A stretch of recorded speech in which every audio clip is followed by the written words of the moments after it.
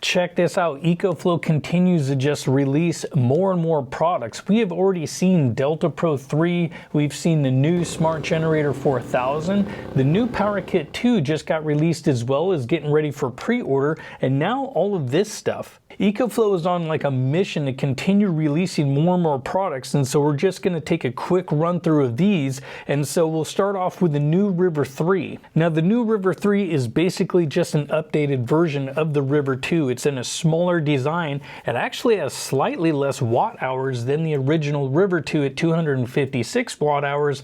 This one now has 245 watt hours. Now there are some improvements, like this thing is ultra quiet. This thing under full load doesn't really make any noise at all, and it's actually just a little bit slimmer profile. They did include a little bit more power out of the USB port, going from 60 watts to 100 watts, and it even has an IP54 rating for basically it's just the battery pack that's kind of waterproof or water resistant, not the whole thing. And it also is drop resistant up to 1 meter, so technically you could drop this thing, beat it up a little bit, and I guess it'll be all right, which is kind of nice if you are going to be throwing this around in the back of a truck, camper van, and more. It only has one single door to let in your solar input or also your AC charging cord, which this little thing charges in about an hour, slightly less. And then the solar input hasn't changed, it's 110 watts max, but which again, there are a couple things missing that I would like to see Ecoflow include, which would be a solar charging cable. That way if you already have a solar panel, you can use one. It'd be nice to have it. And then also something like a high output for DC, like a 30 amp Anderson outlet. That would be kind of nice. You actually could run a diesel heater on this because they don't consume a lot of power. Diesel heaters are really efficient, so this would be great for the camper group, especially if there was an Anderson outlet or something that puts out more than the 12 volt socket. This can only put out about 130 watts, give or take, depending on how you test it, and so that's not quite enough to fire up a diesel heater. But the River 3 is also coming in at a cheap price. It's basically the same price as the River 2 is right now, and you can check the links below for all the current pricing as prices do fluctuate. But overall, it's a nice little improvement. It's not a whole lot of changes. It only weighs about 7.5 pounds, so nice little unit. We're going to take a look at this battery. Okay, now the new 12 volt battery, 100 amp hour battery, and there are actually two versions of this. There is this one, and then there is also a trolling motor battery. Now both of the batteries are both 100 amp hour, they're both 1280 watt hours of power, and they're both LFPs, so both of them are lithium iron phosphate. They have a cycle life of 6,000 cycles before they reach 80% capacity, and they both come with a 5-year warranty. Now the biggest difference that I have seen is that they have a UL listing difference. The trolling motor version has a UL listing of 1973. That basically means it can be put inside motorized vehicles like a boat, but they both have a BMS of 100 amps. So the biggest differences are going to be the UL listing and also the amp rating for continuous discharge. It's 100 amps continuous for both of these, but this one here only has 110 amps for 30 seconds versus a trolling motor battery is 300 amps for 30 seconds, and then they both go back down to the 100 amp discharge limit continuous. Now, as far as charging, they both can handle a max of 100 amps continuous charge current, but recommended charge current is at 50 amps. And both of these batteries will come with a 5-year warranty. And it even says right on top, lifetime cost of this battery is only 0.03 cents, so 3 cents per kilowatt hour over the lifetime of this battery. And when this comes down to current pricing, this is going to be under $300, so you'll have to again check the links below because prices fluctuate just too much, and launch pricing is also different. So make sure you check that if you're interested in this. Overall, this is a pretty nice battery. I've done some basic testing as far as capacity tests and load testing. So far, that's great. I have not taken it apart yet, which I'm sure some people are curious, as we have seen some very popular batteries which seem to do pretty well until you took them apart. Well, and I think we all know what we're talking about, but I'll probably take this one apart later just so we can check out the BMS and the construction of the battery. I have a feeling that this is probably going to be a very good battery. They seem like they are definitely on top of the game when it comes to the products they're releasing lately, so you'll have to check out the review that'll be coming up later for this, but we'll move on. Now we take a look at the new Delta 3 Plus. Huge improvements over Delta 2 as far as one, this comes with a 5-year warranty. It also has a lithium iron phosphate battery, which the other one did too, but this one also has 4,000 life cycles until it reaches 80% capacity. and it is ultra quiet. This thing is so much quieter than old Delta 2. It's basically like another brand or even another unit.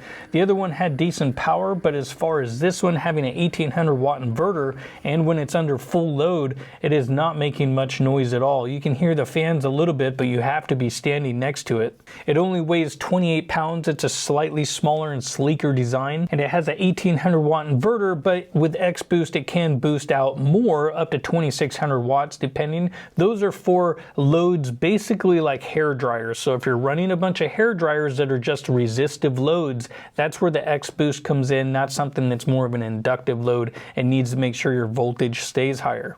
Now this comes with a 1024 watt hour battery pack, can expand up to 5 kilowatt hours if you want to expand it like that with an expansion port on the back, and it has built-in UPS of 10 milliseconds or less, and it can be charged at a super fast rate of just under an hour. It can charge at 1500 watts by using a combination of AC and also DC from either solar or the older smart generator, or it can charge 1500 watts total on AC or 1000 watts on solar. On the back of the unit, it has dual solar inputs. Each one of these is 500 watts up to 15 amps, and so this gives you that dual solar input, which is becoming very popular on a lot of power stations, which after you start using dual solar inputs, it actually is a nice feature because it's just something that it's that redundancy of having another one just in case you want to add another panel, or if you have two in parallel, one gets shaded. So it just kind of makes it to where you always have another option, and I like having options. Now one thing that I did find is that on the DC out, you have the 12 volt socket like normal, and this puts out about 130 watts give or take. I think it tested around 135 is what I tested it at. And these 5521 barrel ports, these are something that are nice as well, but I would gladly give these up and would rather have a high output like an Anderson DC 30 amp out. That way I could run a diesel heater if I wanted to, because if I was going to overland with this, or if I was going to have this in a camper van or something, diesel heaters are real popular ways to keep your van or RV or whatever it is you want heated, because they sip power, and not to mention they're super fuel efficient. So with not having the high DC out, that means you would have to use the AC to DC conversion plug, and there is a little bit of loss. So that's something I wish Ecoflow would add to these, because really if they added it to it, it'd be basically like the perfect little power station. That's the only thing that's missing on this. Super quiet, has good solar input, has a great inverter at 1800 watts out, but no Anderson outlet, no high DC out. So that's something we need to tell them, hey guys, work on that. And it'd be nice to also have a solar cable. They do not include any kind of a solar cable, so you have to either buy one separately or you have to buy a specialized cable, because this one here is a XTI or XTF. It basically means you can't just use a regular XT60, because if you do, you get low DC charging. That means you're only gonna get up to about 126 watts, because it comes with a 12 volt cable, but that's for car charging, so it's slow at only 126 watts. Versus if you have the little orange one, the XT60i, it has a little metal tab telling you that you can now charge this with a higher voltage, and so then it'll boost it up to a max of that 500 watts. So it'd be nice if they included a solar charging cable for a solar generator or power station, because that's the whole point of this. And not everybody is going to buy the specific Ecoflow or whatever brand it is solar panel. They may just go get some third-party solar panel, and that's much easier to use versus just always buying something specific, kind of like Apple wants you to do. So I think if I have a couple cons, that would be it, at least as far as this unit is a high DC out, like the 30 amp Anderson outlet would be great. And then also include the solar charging cable for your solar generator or whatever it is you want to call these. Now, as far as new smart generator, this was actually designed to kind of work in conjunction with this guy. This smart generator is actually quite a bit different than the other ones, meaning that it has two AC outs right in the front, but there is no DC out.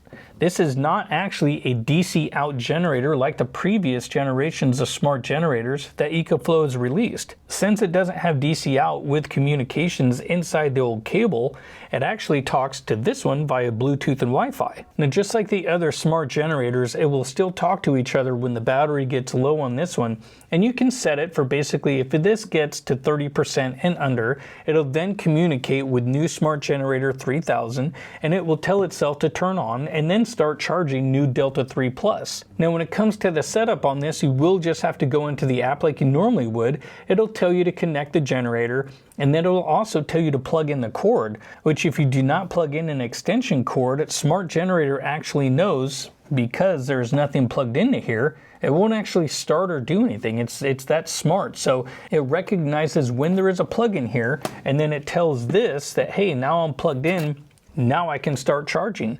So it actually acts a little bit differently, which is kind of interesting too because of the way this works. If you're familiar with older smart generators, when you would charge DC, the engine would basically rev up to almost max RPM. This one acts like a traditional inverter generator, meaning it will actually rev up and down depending on the load you put it at. The older 1800 watt smart generator would basically max out at its RPM, even if it was only at 1000 watts charging, and you'd only hear the tone change as you increase loads on it. If you were to put this at 500 watts, this would basically be at its lowest idle, and then as you increase the power coming out of it and increasing the load, then you hear it rev up like you normally would, like a traditional inverter generator, which in turn I think is actually more fuel efficient, because if you're revving a generator engine pretty much at max RPM, you're kind of burning excess fuel. So I wonder if they have to do that in order to get the DC charging to work correctly. Now Smart Generator 3000 has a starting capacity of 3000 watts and 2000 watts running while on gasoline, or 1800 watts while running on propane.